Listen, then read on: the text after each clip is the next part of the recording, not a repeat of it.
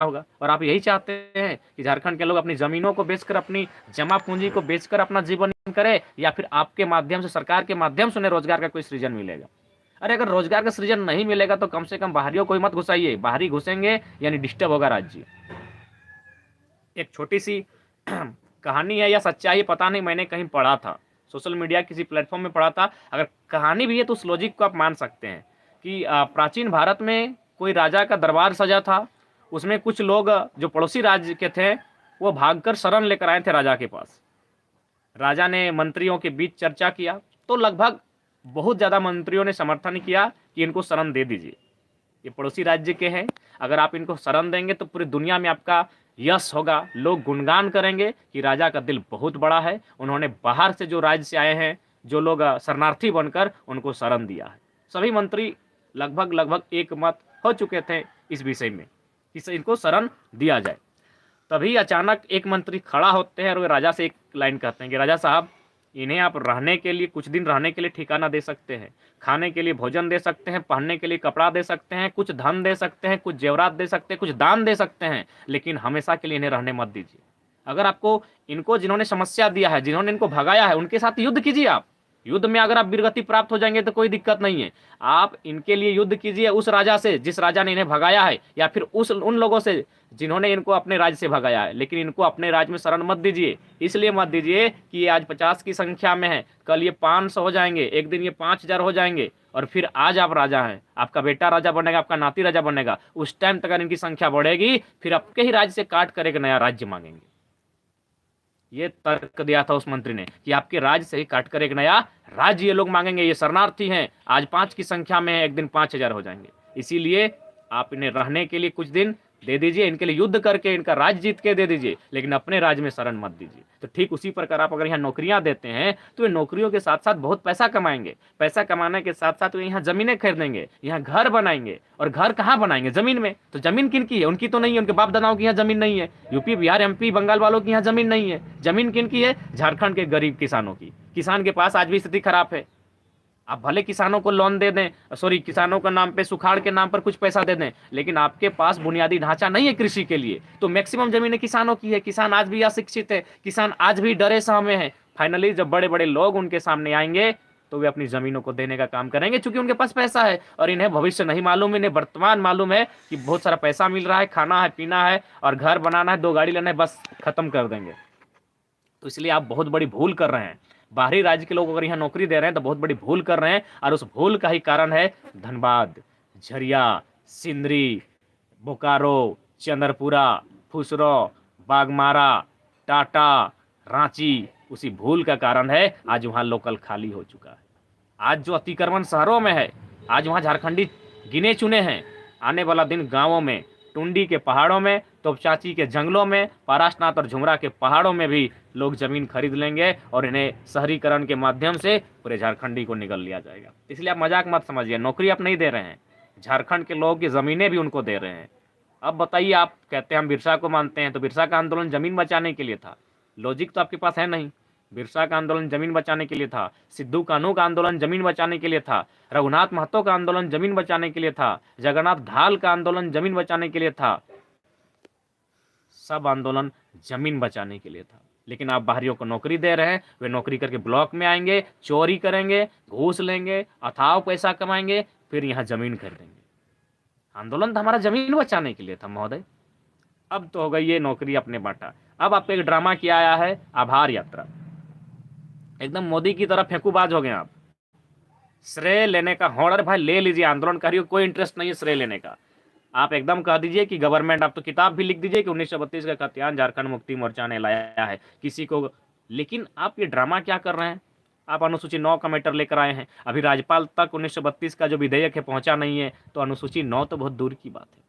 जब तक बिल पूरी तरह पारित ना हो, आप अश्लीलता का नाच क्यों कर रहे हैं? लोग सड़कों पर हैं, भूखे मर रहे हैं, और आप नंगा नाच कर रहे हैं। इसे अश्लीलता कहते हैं। राजनीतिक भाषा में इसे अश्लीलता कहते हैं कि जनता भूखी प्यासी त्रस्त है और हमारे राजा जी सुरा सुंदरी में मस्त है। आप क्या कर रहे हैं? अक्षरा सिंह कौन है उतना विषय नहीं जानते हैं, लेकिन सोशल मीडिया में देखें कि वो शायद पड़ोसी राज्य की एक कोई कलाकार है, और जो भी कलाकार है उनका एक कलाकार के दृष्टिकोण से हम सम्मान करते हैं, लेकिन ये चीज़ आपको देखना होगा कि जब यहाँ इस राज्य में भाषा भाषी को लेकर विवाद चल रहा है तो फिर आप उन कलाकारों को यहाँ तहरीज क्यों दे रहे हैं, और खासकर तब जब उनका जो भी गीत है, क्या देख रहे हैं, तो कमर ढोड़ी इस टाइप से वो लोग गीत बनाते हैं और उनको आप झारखंड में शरण दे रहे हैं। अगर आपको लगता है आपकी रैलियों में भीड़ नहीं हो रही है तो आप ले जाइए, गीत ही गाना है तो सतीश बाबू हैं, मजबूल दा हैं, अन्य बहुत सारे हमारे कलाकार हैं जो अच्छा गीत गाते हैं, रेवती दी हैं, अब तो नए नए कलाकार सावित्री दी भी अच्छा गाती हैं। अगर आपको गीत ही अगर वहाँ आपके कार्यक्रम में प्रेजेंट करना है तो झारखंड के बहुत सारे जो भाषाएं हैं लोकल, उन्हें बहुत सारे कलाकार हैं जो अच्छा गाते हैं। लेकिन आपको तो मतलब नहीं है यहाँ की भावना से, आपको मतलब है माने ये इसी को कहते हैं राजनीतिक अश्लीलता, कि यहाँ छात्र वैकेंसियों के इंतजार में तड़प रहे हैं, सड़कों पर हैं और राजा जी रंग ले लिया मना रहे हैं, नचनी नाच करा रहे हैं राजा जी। एकदम माने बेशर्मी की हद होती है। आभार यात्रा, किसका आभार यात्रा? ये विधेयक पूरी तरह से अभी लागू नहीं हुआ है, आभार यात्रा मैंने नौटंकी स्टार्ट कर दी एकदम। बिल्कुल आप सिर्फ राजनीतिक दृष्टिकोण से मोदी का विरोध करते हैं, आप में और मोदी में कोई अंतर नहीं है। जिस प्रकार मोदी सेना के नाम में राजनीति करता है, एगो टिफिन का डब्बा पहुंचाता है तो वहां लिखता है अब की बार मोदी सरकार, आप भी वही ड्रामा शुरू कर दिए, फोटो बैनर का होड़ लग गया है। आप खाली लोगों को दिखाते हैं कि हम मोदी माने बीजेपी के विरोधी हैं, बाकी जो बीजेपी जो भी अपना आईटी सेल हो या फिर प्रचार करने का तरीका अपनाती है, काम धाम करनी धरनी कुछ नहीं और प्रचार करना शुरू करती है, सेम काम आप वही कर रहे हैं। तो इसीलिए अच्छा होगा टाइप कर लीजिए बीजेपी के साथ, बीजेपी और जमीन टाइप कर लीजिए, काहे ड्रामा कर रहे हैं। मोदी है तो मुमकिन है, अगर हेमंत है, हेमंत है तो हिम्मत है, स्लोगन तो एक ही चल रहा है, टाइप कर लीजिए। ये ड्रामों से लोगों को, जनता को परेशान ना कीजिए, कहा कि कहीं ना कहीं आपकी जो सद्बुद्धि है वह बाहरी लोगों ने अतिक्रमण करके नष्ट कर दिया है। इस बात को आपको मानना होगा, वरना आप इतना विरोध होने के बावजूद, इतना आंदोलन होने के बावजूद, अश्लीलताओं का अश्लील भाषाओं के प्रति आंदोलन हो रहा है, अश्लील गीतों के प्रति आंदोलन हो रहा है, और आप फिर एक कलाकार के दृष्टिकोण से हम उनका सम्मान करते हैं, लेकिन उन्होंने कला में हमेशा अश्लीलता को ही प्रेजेंट किया है। जो चर्चे आज है सोशल मीडिया के माध्यम से, मैक्सिमम तो पड़ोसी राज्य के कलाकार हैं। तो फिर ये राज्य, अगर पड़ोसी राज्य के कलाकार यहाँ गीत गाएंगे, पड़ोसी राज्य के कॉन्ट्रैक्टर यहाँ ठेका लेंगे, पड़ोसी राज्य के लोग अगर यहाँ टीचर बनेंगे, तो झारखंड राज्य काहे बना? इसीलिए सवाल कि झारखंड क्यों? झारखंड का उत्थान मतलब क्या? एक किसान, कामगार, कलाकार से लेके छात्र तक का उत्थान करना। अगर वही लोग यहाँ कलाकार के दृष्टिकोण से आएंगे तो फिर झारखंड राज्य क्यों? किसके लिए बना झारखंड राज्य? अगर हम लोगों के लिए, झारखंडियों के लिए बना, तो फिर आपके पास क्या योजना है बाहरियों को रोकने के लिए? और ये हम नहीं कह रहे हैं, ये अनुभवी लोग कहते हैं, और ये भारत का संविधान भी कहता है, चाहे आर्टिकल 309 हो, आर्टिकल 16(3) हो, 15(4) हो, 16(4) हो, कि आप अपने राज्यवासी के लिए नियोजन में प्रावधान कर सकते हैं। विकसित राज्यों के अतिक्रमण को, आगमन को आप रोक सकते हैं। ये आपका दायित्व है, ये आपका अधिकार है एक राज्य का मुखिया होने के नाते।